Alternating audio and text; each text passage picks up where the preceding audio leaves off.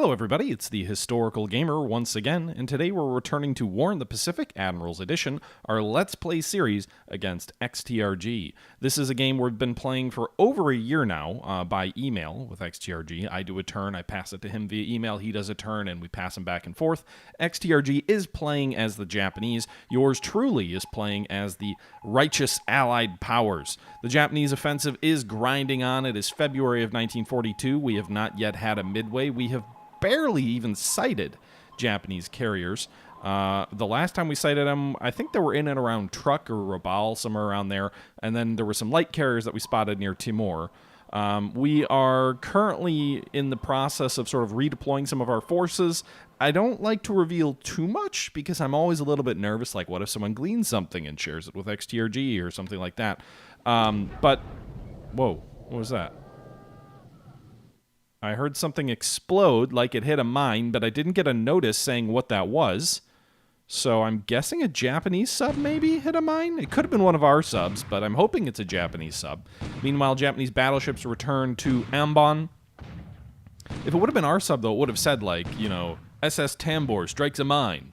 But in any event, 4 Japanese battleships continue to pound Ambon Island, a key Dutch fortress in the eastern portion of the Dutch East Indies. It is holding out. Japanese landed like a brigade or part of a brigade there. I think they only have a small force there now, but at least they haven't attacked, and I'm assuming that means they have a small force. I'd have to go back and double check if they even have landed anything. But in any event, the bombardments are continuing to whittle down our defenses there. We have some big coastal guns, like 9-inch coastal guns, which can't really compete versus battleships, but they can sure give a rough day to transport ships, which presumably is why he's hitting Ambon so hard. I can't remember if we hit some APDs there or not. I think we might have. But he's also learning the game pretty well from other folks who are pretty versed in the game, so he's probably aware of something about there being a strong formation there. For novices who have not played the game before, which was XTRG before our series started, and he got a lot of help from followers, and he learned a lot and other things like that as he played through. But for people who aren't as versed in the game, it's easy to get tripped up with Ambon. You think it's just another one of those lightly held Dutch East Indies islands. You go in there with a relatively light landing force, and you can easily lose a light cruiser, some destroyers, some transports, if you're not careful. I nearly did that, although I detected that there was an American regiment in my game against Belugan there when I was playing as the Japanese.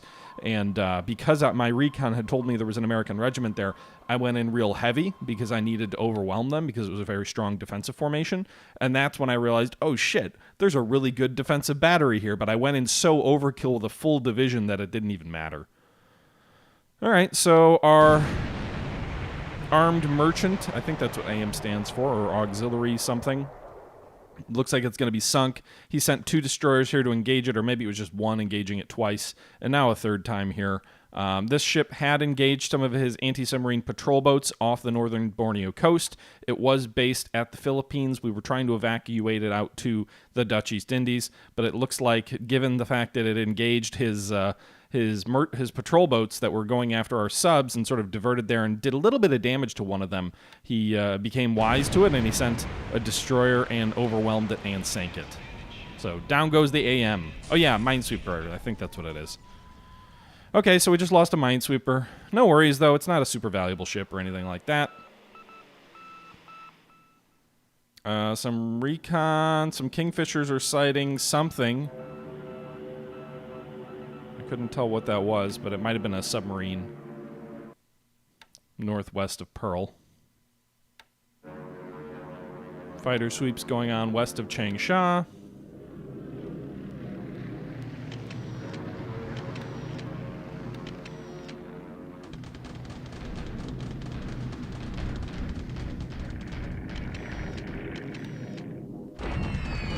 Japanese bombers are hitting our troops here northeast of Changsha.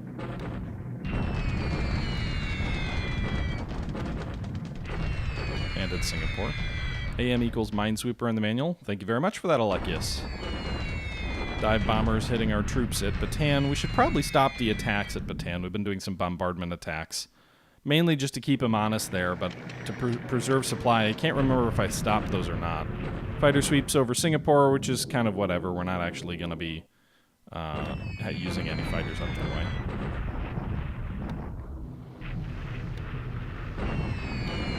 lot of bombing and sort of meaningless stuff here.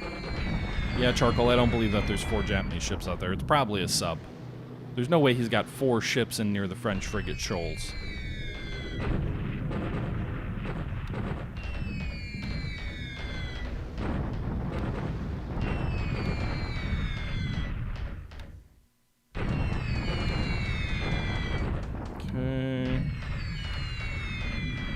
PBY Catalina sweeping in against some Japanese ships over here, trying to drop bombs on Japanese cargo ships to no avail. They must be flying out of northern Australia, which means it's kind of a waste because they're not going to have any subs out there or any torpedoes at the base they're coming out of. No losses to us though. Maybe it'll keep them a little bit anxious about the fact that you know, we're launching bombing raids against some of his movements in the Dutch East Indies.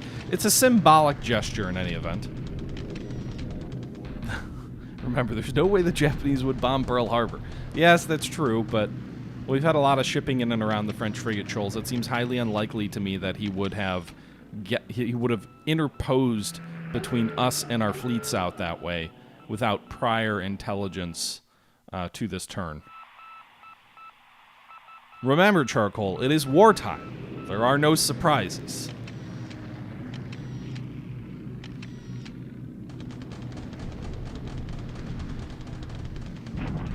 Okay, more bombing raids here in China. No surprises. Got it. It's against the rules. It just wouldn't be sporting now, would it? All right. No, I'm not going corporate talk here. I'm not saying there are no surprises. There are only opportunities. I'm going the hubristic military man. There are no surprises. We would catch them all. Interesting, our Catalina apparently damaged one of his Oscars that was coming in on us. That's good. At least it didn't say that in the post-combat report, but that's what the gunners claimed anyway. Of course, American bomber gunners over Europe tended to claim they shot down like 50 fighters when really it was like 10.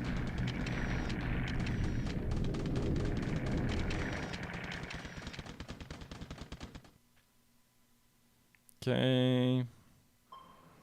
More submarine stuff. I thought I ordered those subs north of Japan back home. I mean, as much as I'm forcing him to divert destroyers and other anti-submarine patrols north, that's good, but keep his fleet op-tempo high as much as I can. Japanese deliberate attack at Changsha. Remember, we evacuated that base last turn, so they'll take the base, but our troops are already out. So they had a 230-1 combat assault advantage. You can see here they have the 19th, 13th, 24th, 17th, 40th, 32nd, 110th, 27th, 36th, 29th, 37th, 3rd, 35th. That's a lot of infantry divisions there, as well as quite a lot of supporting forces, artillery regiments, engineer regiments, headquarters units. Whew, that is a well-appointed army there. Look at all of those units. Jeez Louise. A lot of those are headquarters units. They're not like the army units or headquarters units. How many men in that attack? 23,555 is all he committed to the attack, but he definitely had more than that. Meanwhile, bombardment attack at Wencao. He's still trying to whittle Wencao down, but he's not really had...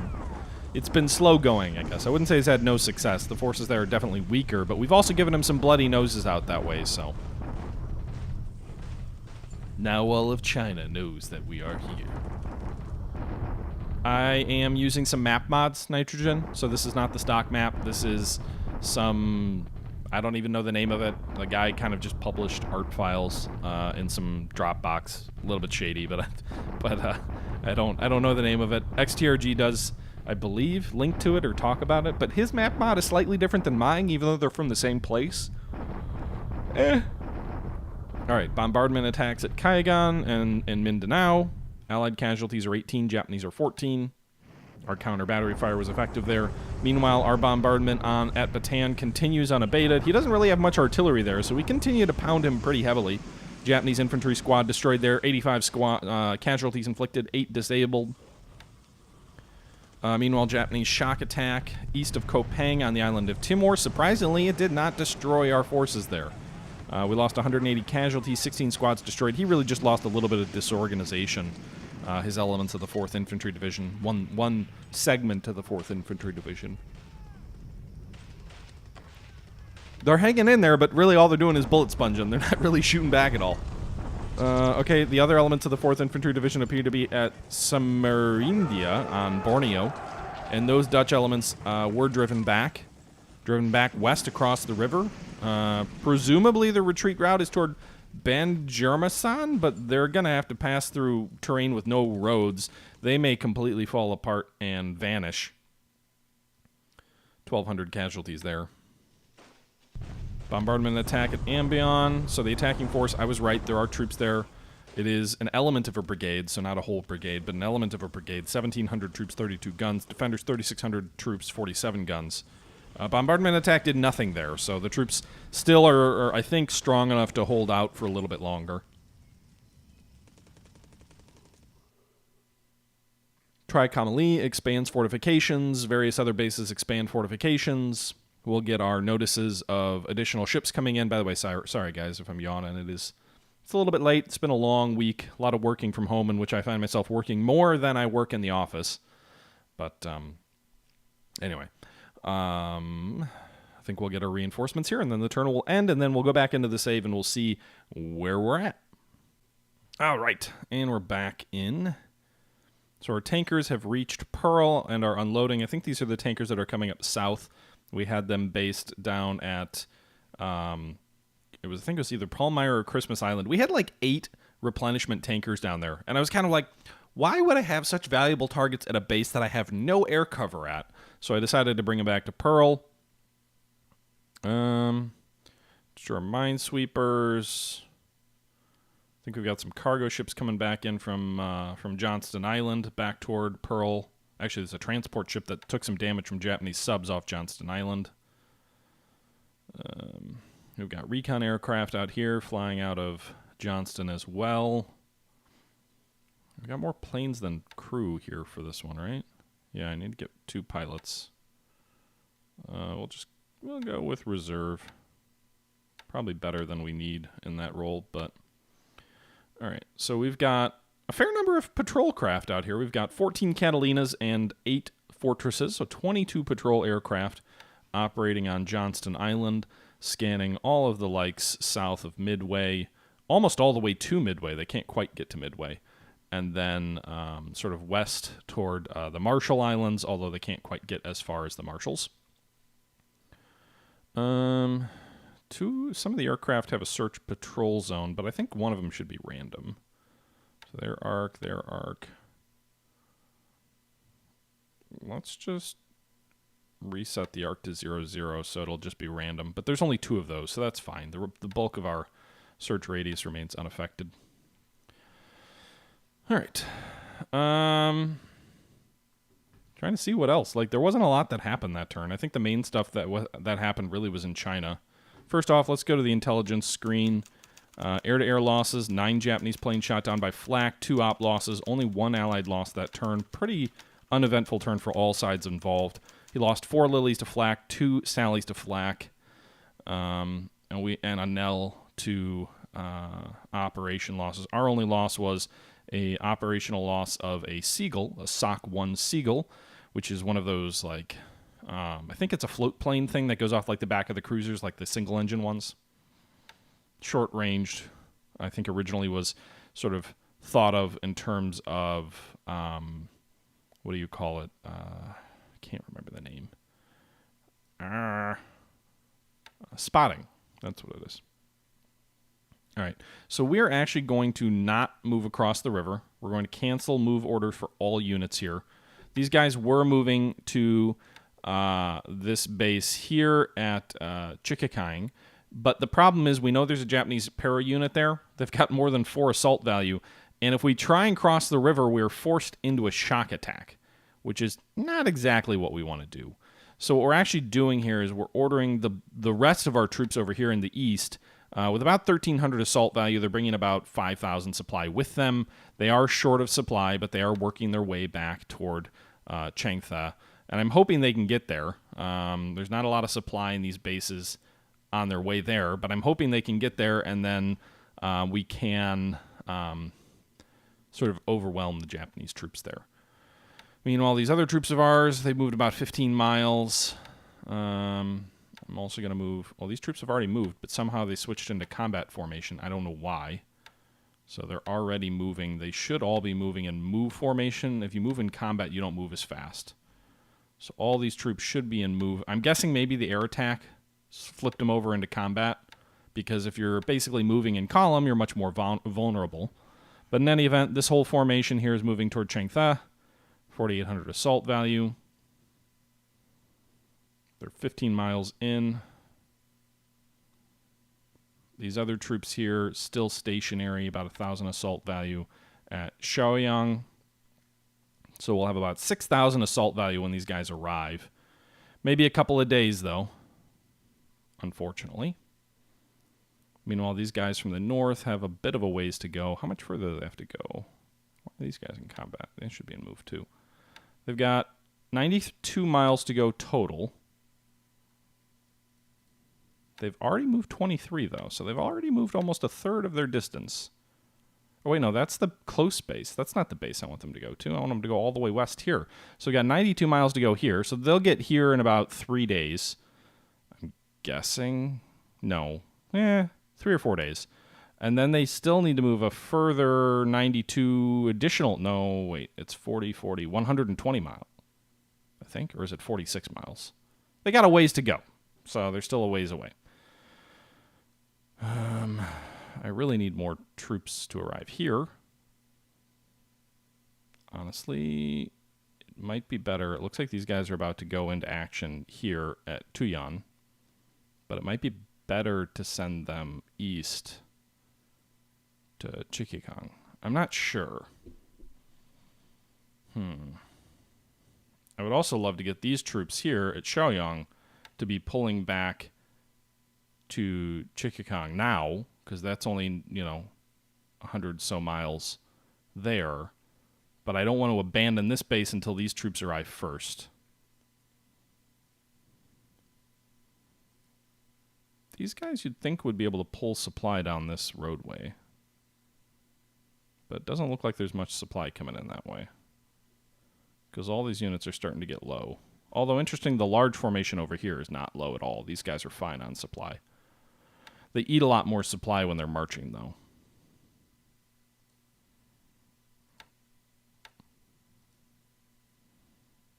Okay.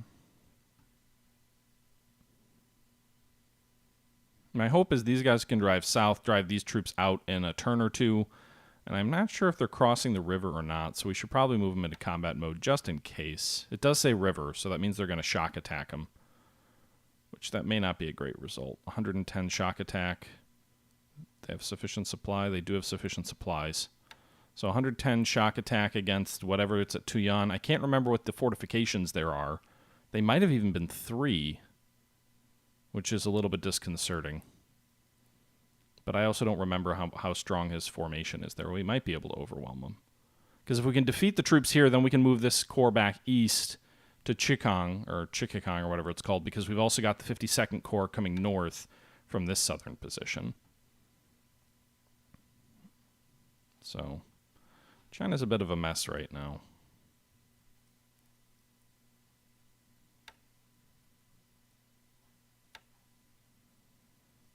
Okay.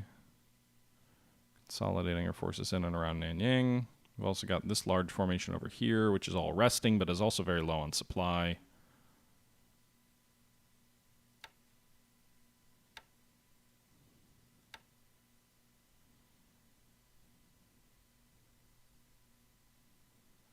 We'll have to see, because we've got like 3,000 almost. No, 2,000 assault value here. Nanyang has another 600. We've also got the 800 here, so we've got about 1,400 here, 1,900 here, so about 3,300 assault value in the northern theater directly involved in operations. We'll have to see. I don't want to linger too much on China at the moment.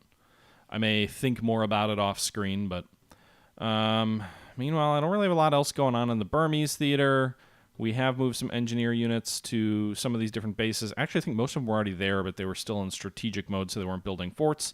Now all the guys on all these bases all along the Indian-Burmese border are building forts, because presumably at some point he will overrun Burma, and we need to safeguard India. We've got a bunch of different supply convoys. We're reinforcing or resupplying Diego Garcia as a major resupply hub between Ceylon and Cape Town. We've also got 81,000 supply heading from Cape Town to Rangoon. We've got some other formations up here transiting to different bases. Colombo. These guys are bringing 20,000 fuel to Perth. Stein, thank you very much for the subscription. Appreciated. 3 months now. Thanks, dude. Yeah, so we've got a lot of stuff moving around here in terms of logistics. I don't want to focus too much on this. This is, for those of you who may be watching my Panzer Corps series and haven't really gotten into the War in the Pacific stuff because I do it a lot less frequently, this is, as you can probably tell, not a super pretty game, but incredibly detailed. Unloading, wait, why would you be, oh, they're loading fuel to head to Colombo. Meanwhile, all the ships are out of the port at Abadan, so we're actually going to form a new cargo task force here. We're just going to throw as much as we can onto these ships, as much as we can fit at the docks. So they're all cargo ships, so they can't efficiently carry fuel, but they can carry half their supply load in fuel, so I'm kind of using them as tankers because I've got more of them than I know what to do with, and I'm going to keep pumping fuel into Karachi to fuel the Indian industry and the Indian economy. That'll then generate supply for my troops in India. So we want to keep doing that. Additionally, I'm debating whether we want to go directly from Abadan to Ceylon as sort of a fueling hub to bring fuel into Australia, or whether we just want to bring it into Karachi and go from Karachi to Colombo, from Colombo to Australia. I'm not sure what the most efficient route is, but we would consider that as well. Meanwhile, we are unloading elements of the 2nd, 3rd Machine Gun Battalion, which have arrived at Aden, so then we can form the 7th Australian Infantry Division with all of the different Australian units that have arrived at Aden. And once we can form that very powerful, very experienced unit that had been fighting Rommel in the desert, then we can shift them either to Australia or to other operations, perhaps in India, against the Japanese. These guys are crack troops. 70 experience is unheard of for Allied troop numbers. 76 morale is even more rare for Allied units. Just as a comparison here, 70 experience, 70 morale, how do you think that compares against the Dutch troops in Palembang? Well, let's take a look. The Dutch troops in Palembang, Zuid-Kenneland Battalion, 65 morale, so pretty good morale, but 35 experience. If we take a look at some of the troops on Java here, we've got the Artillery Command Coast Guard here at Surabaya. They have amazing morale, 99 morale, because, hey, they're coastal artillery units. Presumably they're happy, but only 40 experience. The Mariner Battalion here, 99 morale, 45 experience. Wow, the Dutch troops have a lot better morale than I had thought. I thought most of their morale kind of sucked. Maybe that's just the Indian troops. The Indian troops' morale kind of sucked last I checked. If I go to the troops at Port Moresby, we have a Indian Brigade here, the 45th Indian Brigade, 30 experience, 53 morale, so not great. The Australian 53rd Battalion, 40 experience, 95 morale. 49th, 40, 32. This is an unhappy battalion. There's not a lot you can do about morale. You can rest troops, you can do other things like that, but generally speaking, not a ton you can do. Oh, this is good news. The transport that we had sent from Australia has arrived at Port Moresby. It is docked now. I'll give them the orders to dock. The cargo. This is a troop transport here, and it is unloading the 53rd Australian Battalion. It's actually already gotten a good ways into the process. It only has 21 support units left to unload, and so Port Moresby has now received pretty important reinforcements. You can see here the Australian Battalion brings our total assault value at the base up to 247. We have 3 fortifications. We're building toward 4. And so that's a pretty strong addition to those forces there. We can't form the 30th Australian Brigade yet because the 39th Battalion hasn't formed in Sydney yet. It will in 18 days. Once that happens, we could form the 30th if we get that additional unit to Port Moresby, assuming it's even possible to still get them there. the Japanese could very quickly close down this entire area with bombers from Rabaul, but so far they have not.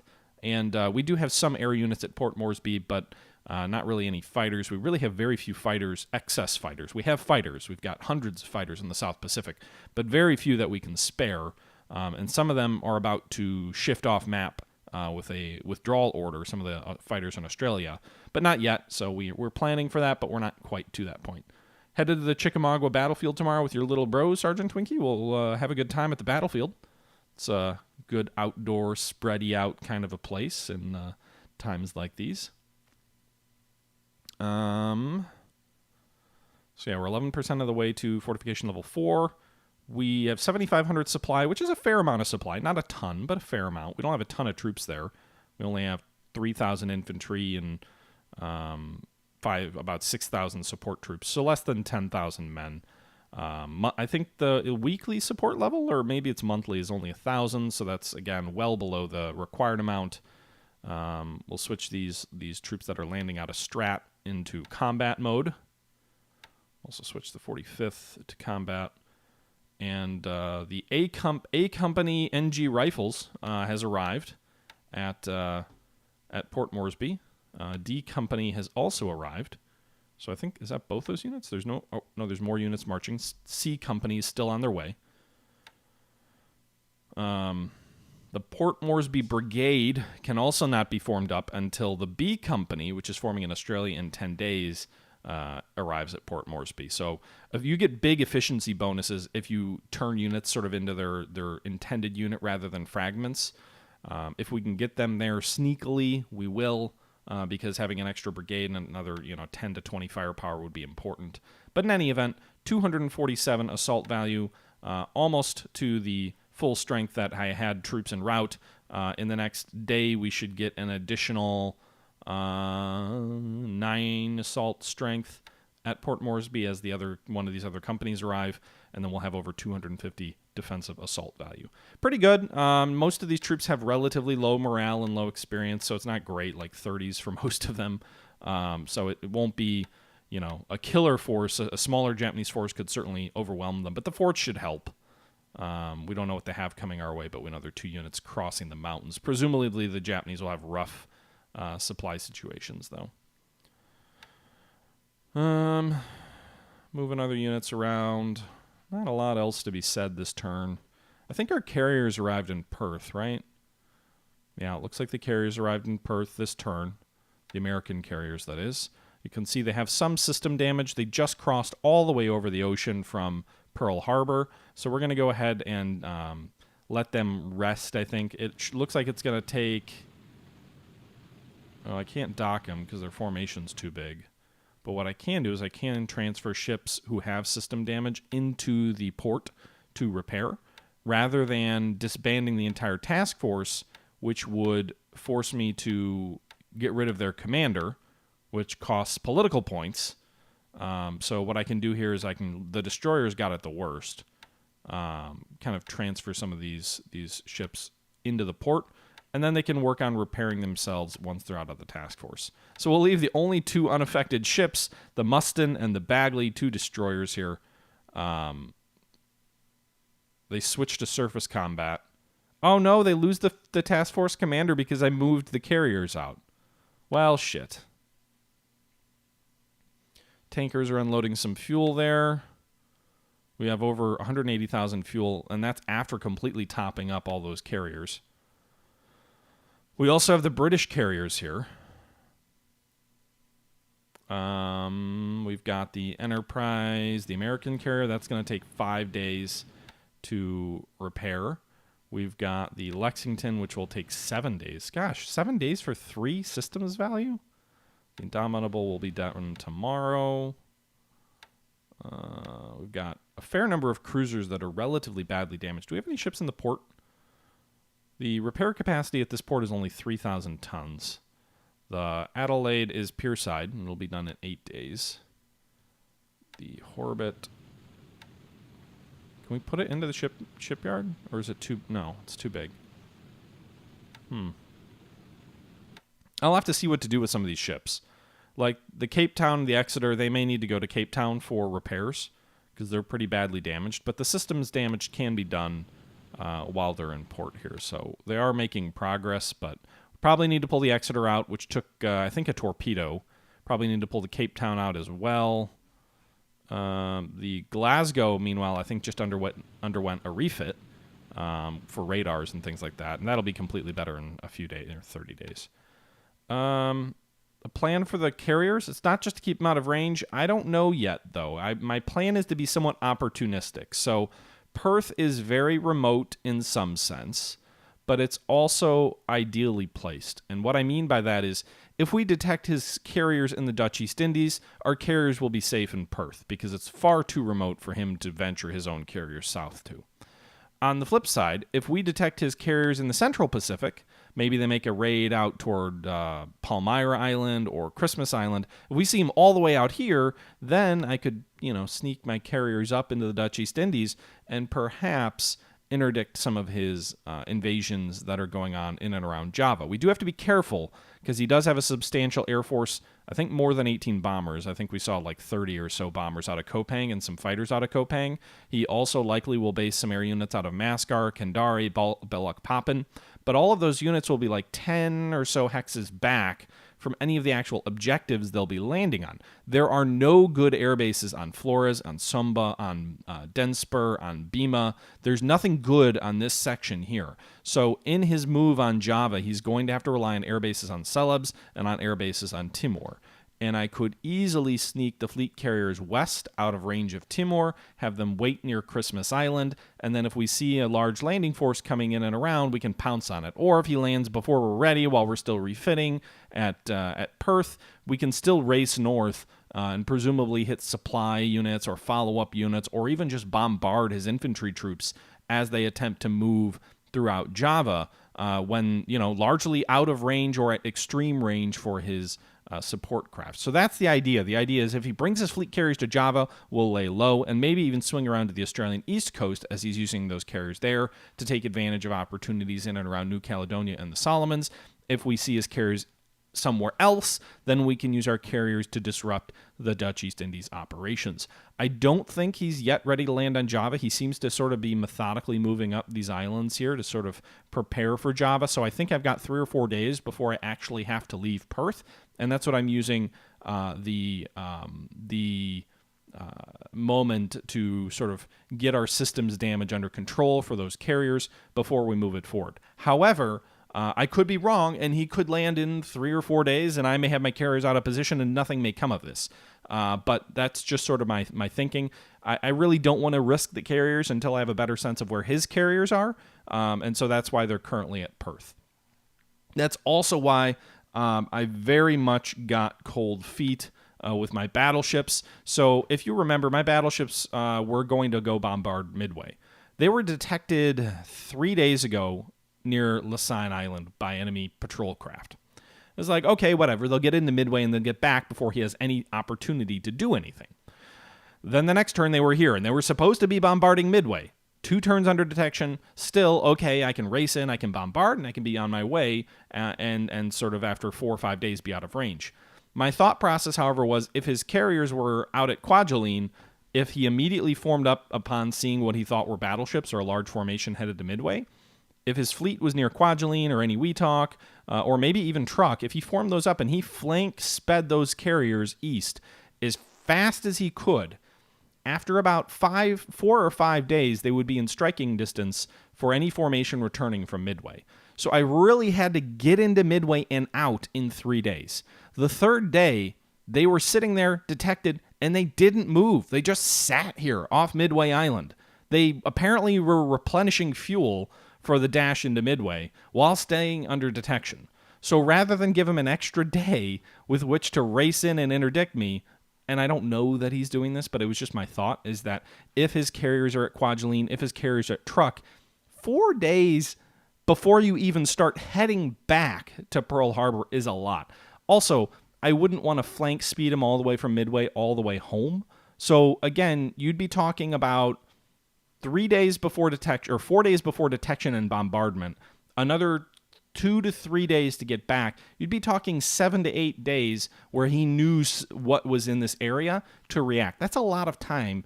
And it's probably unlikely he would send anything out that way. That's a long way to send carriers. That's a lot of fuel to burn for, he probably, until the actual bombardment occurred, wouldn't know what was there. But he's surprised me a fair amount in this series that I just got cold feet, and I was like, all right, we're going to retreat these guys back to Pearl. No harm, no foul. He may not even know that we sent these guys out here. We didn't burn that much fuel. And so all these guys are currently racing back to Pearl. Well, not racing. They're all just kind of going, well, actually, no, these are my destroyers. Where are my battleships? Oh, yeah, my battleships are racing back to Pearl at flank speed. I can't even remember what orders I issued.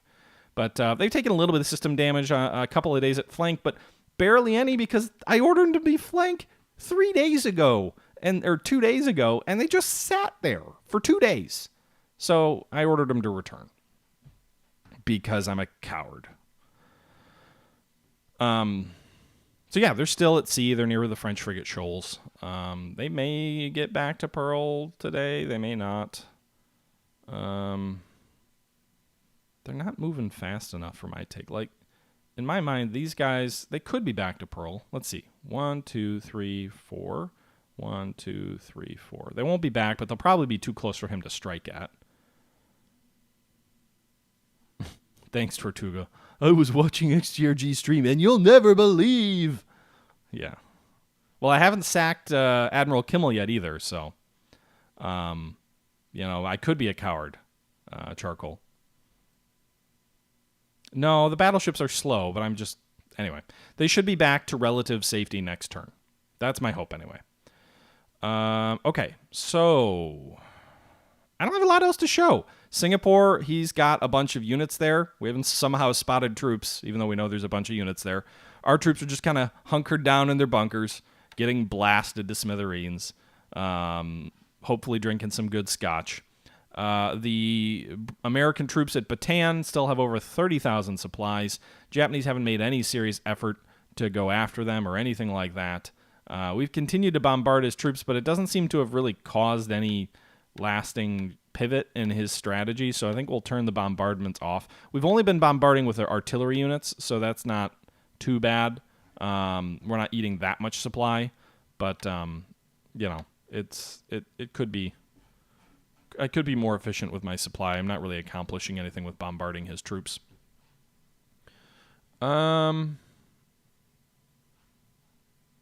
So I don't know what else to show you guys. This is a pretty quiet turn. I've got some logistics I'll have to do off screen, but I don't really want to show you guys, I'm creating a THG. Oh, I should start a Patreon. THG is creating a supply convoy from San Diego to Australia. Get in on this. Support his channel, and you get access to the AK, or I don't know. All right, those guys are loading up fuel already. We've got different task forces moving around. Some troops leaving Los Angeles, some returning. You'll sub for that? You're already subbed, Kushin. What are you talking about? Supply convoys returning to San Francisco. That's good. Yeah, I don't have a lot else to show you guys this turn. I guess I'd ask before we end the stream if there's anything else you want to see. We're up to 466 political points. That's good. Are there any units in or around here that we want to change? The 3rd Marine Raiders, how much will it cost to change them? 78 points. I'd rather save it for big units. Get them out of their restricted status.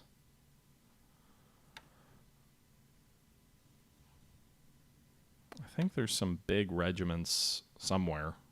There are some big units somewhere that I wish to change their orders for. What is this? Separate infantry regiment? Ooh, we have enough political points to unlock this unit. It's 103 assault value. 80 American rifle squads. It's a good unit. 94 morale, only 40 experience, but it's still a pretty good unit.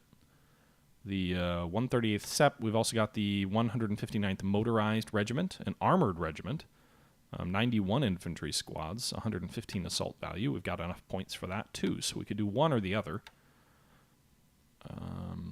But yeah, I think I'll have to think about that on the next, what do you call it? The next, in the time off screen. What's the point of watching War in the Pacific if you don't get to watch me do logistical stuff? I do logistical stuff on stream a fair amount, just not tonight. And with that being said, I'm going to go ahead and wrap today's episode up. I hope you enjoyed yet another episode of our War in the Pacific Let's Play series against XTRG. Please let me know your thoughts down below on what you'd like to see more of in this series, and if you think there's anything I should be doing. But until next time, guys, this is the Historical Gamer saying once again, thank you very much for watching, and until next time, I'm out.